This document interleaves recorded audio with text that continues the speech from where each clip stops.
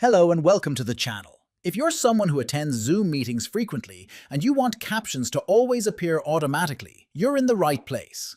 In this video, I'll walk you through the simple steps to enable the Always Show Captions feature in the Zoom app on your Android phone.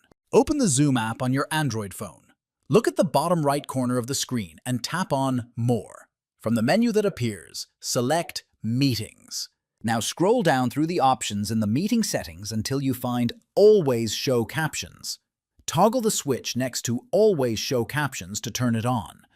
This setting ensures that captions will automatically appear in every meeting without needing to enable them manually. You're done! From now on, captions will always show by default whenever you're in a Zoom meeting. That's it. Enabling this option helps improve accessibility and ensures you never miss a word in meetings. Don't forget to subscribe for more simple tech guides like this one.